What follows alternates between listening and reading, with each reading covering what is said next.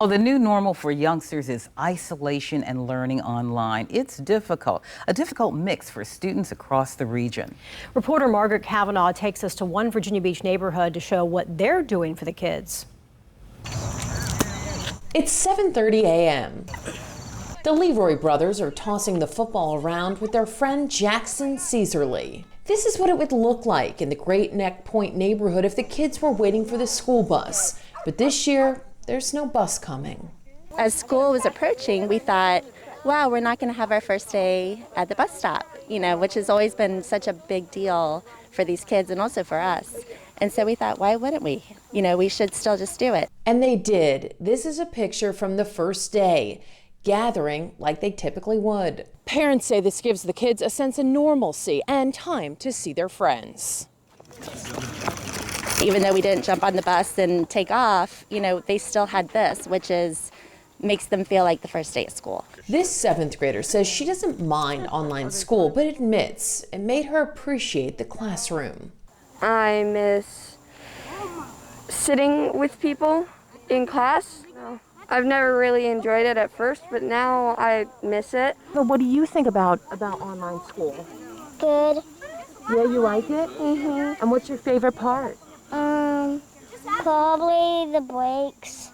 Others long for their classmates. You don't really get to see your friends because it's just through a screen. So. Well, I'd rather go back to school to see my friends, but it's fine. It's just boring. It's always, I guess, better to be at school. I think it's just straight up boring. You just sit at a desk all day. I'd just rather go back to school instead of online. But they can't go back, not yet. And after hanging out at the bus stop, the kids and their parents head back home to hit the books and turn on their laptops. I think everyone's doing the best that they can. And trying to stay positive while the pandemic continues. Hopefully we can continue to do it, every Friday or something, just to kind of, let them know that things aren't totally different. In Virginia Beach, I'm Margaret Kavanaugh, News 3. And new at 4, the North Carolina Ferry Division is restarting service of the Currituck Knott's Island Ferry this week. Service has been suspended since April 1st due to impacts from the coronavirus pandemic. Passengers will be asked to remain in their vehicles or stand at least 6 feet from other people while on board to prevent the spread of the virus. Still ahead, the 19th anniversary of the 9/11 terror attacks brings another year to remember those lost and the heroes still with us. How the coronavirus split memorials across the country. Man, another warm and muggy day. Some of us even hit the 90-degree mark today, but we've got a fall preview on the way. When to expect cooler temperatures and lower humidity coming up.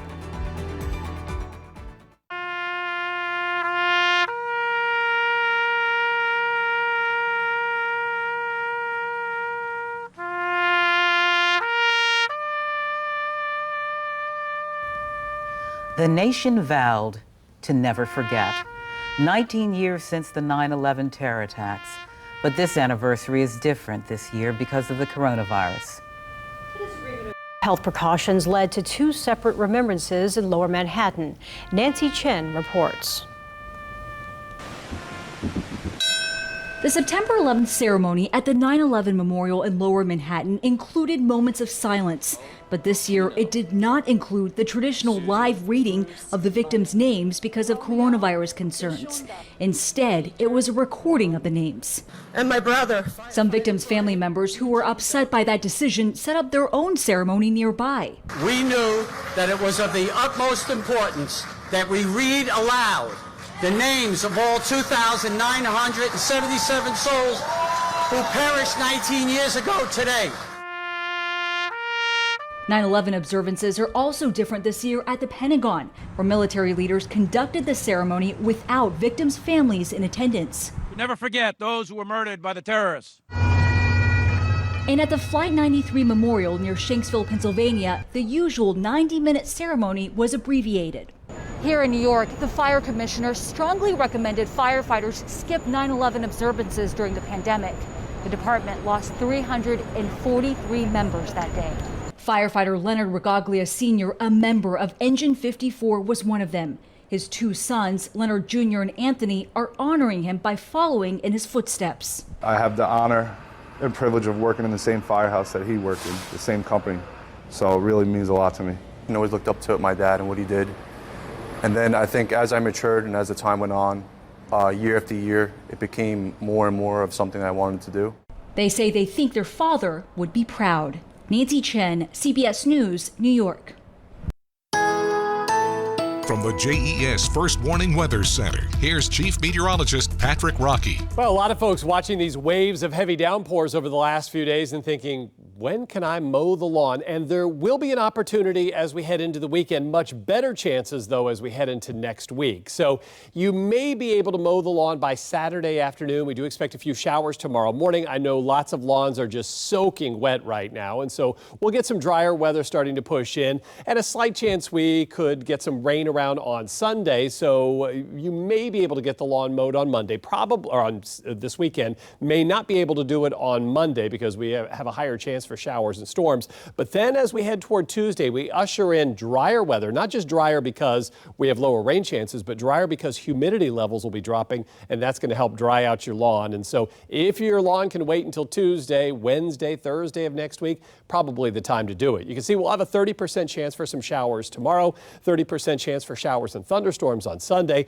40% chance on Monday, but then we're down to a 20% chance on Tuesday and a 10% chance on Wednesday. So we do have some much improved, very fall-like weather on the way into next week. Because we've got two cold fronts moving through, here's the first of those cold fronts. So look at all the storms out ahead of it across other parts of eastern North Carolina. We just have a couple of rumbles of thunder here and there. We've been watching this batch of storms move out of Virginia Beach and Chesapeake, make its way down through Currituck and Camden counties. And we have a little bit of lightning right now as it makes its way toward the Sound right now. And we're going to see a few more of these as we head through the next few hours. But really the trend overnight is for a lot of the rain to move out. There could be a few lingering showers for tomorrow morning. There will be some lingering clouds around, and the winds are going to be picking up. And the winds are going to be a big factor tomorrow. They're going to help cool things down, but we're going to have those blustery conditions in the afternoon, these northeast winds, 10, 15, 20 miles per hour. But you notice lots of breaks in the clouds, and so more sunshine around, something we haven't seen in a while. As we head into your Sunday, we're going to see a few more waves of some lighter showers move through, but there could be a stray thunderstorm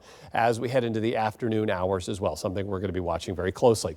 Here's what to expect in your neighborhood for tomorrow. Temperatures, look at this. Mid to upper 70s, 78 in Norfolk and Portsmouth, a mixture of clouds and sunshine. It will be breezy around Chesapeake and Suffolk at 78, 75 our forecast for Virginia Beach. Mid to upper 70s for Hampton and Newport News and Pocosin and Cape Charles on the beautiful eastern shore. You see those northeast breezes across North Carolina, 15 to 25 miles per hour, 77 lucky degrees in Manteo and Elizabeth City.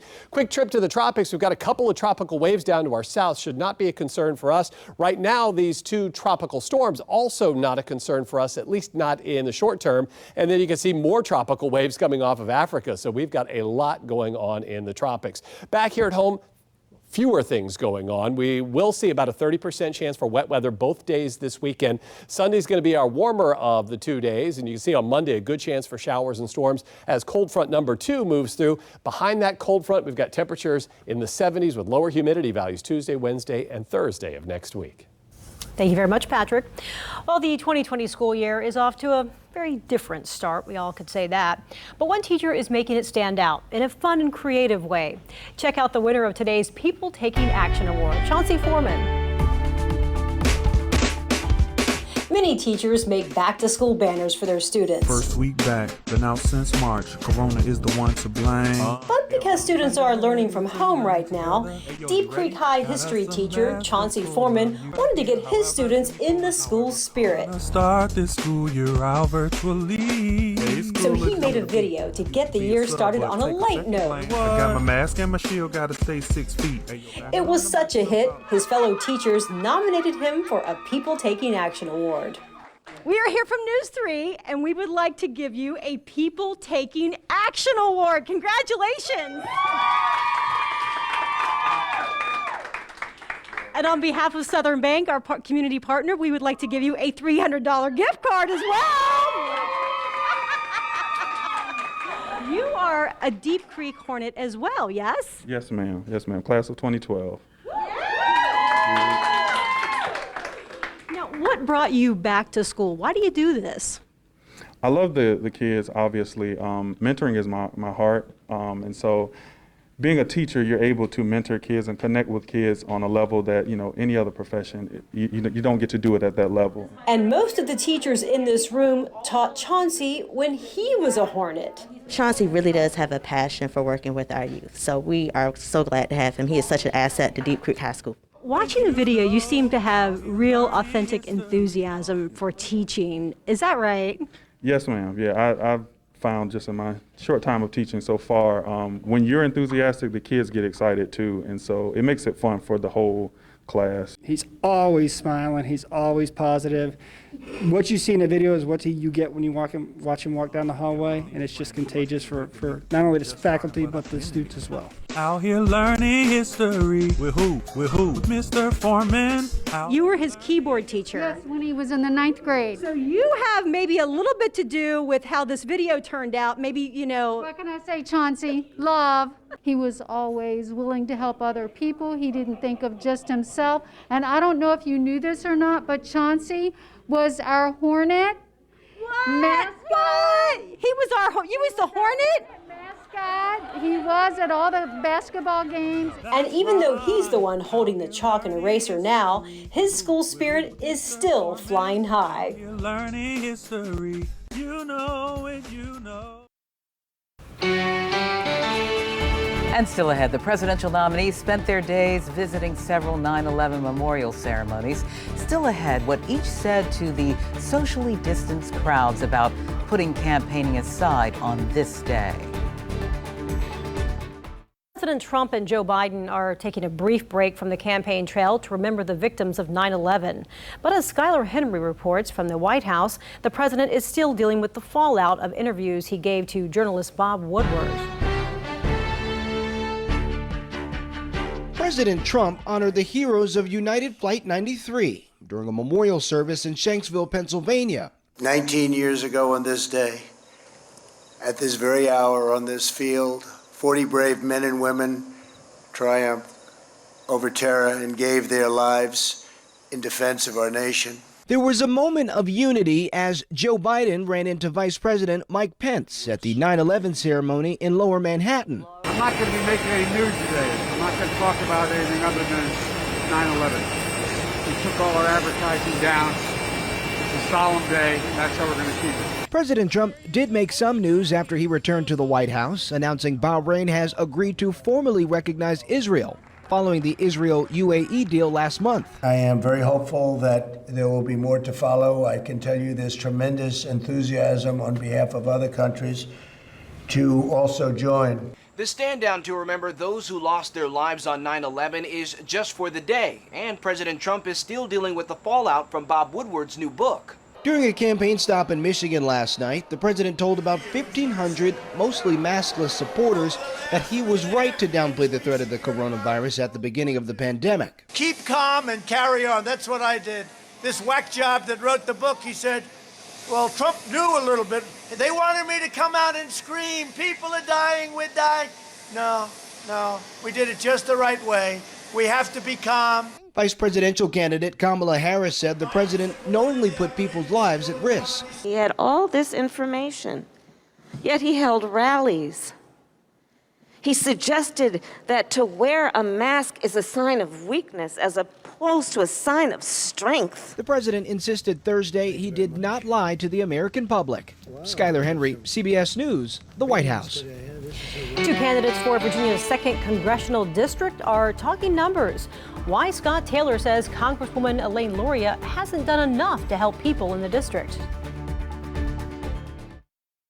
From the JES First Warning Weather Center, here's Chief Meteorologist Patrick Rocky. Man, did you see that lightning show last night? We had some storms, mainly in inland Virginia, but just about everyone could see the lightning. This was taken around Stumpy Lake in Virginia Beach, about 40 miles away from the storm. Gregory got a great shot here of the lightning strike right there. That's why it is our shot of the day. And we do have a little bit more lightning out there right now. Most of us are dry, but we've been tracking a couple little storms. This batch of storms made its way out of areas around Virginia Beach and Chesapeake, and now bringing some showers showers and thunderstorms to areas in Currituck County, Camden County, the southern portions of Pasquotank County, with a couple of lightning strikes and a few heavier downpours. A little bit of wet weather has moved through the Franklin area. We've got some spotty showers across portions of Hertford and Gates County right now. Those continue to make their way down to the southwest, and a little bit of wet weather starting to move into the Middle Peninsula around Middlesex County right now. And you can see some wet weather that is moving off of the eastern shore right now as well. As we take you through the next few hours, this is kind of what we're going to have. Just a few spotty showers or a stray thunderstorm here and there. 11 o'clock tonight.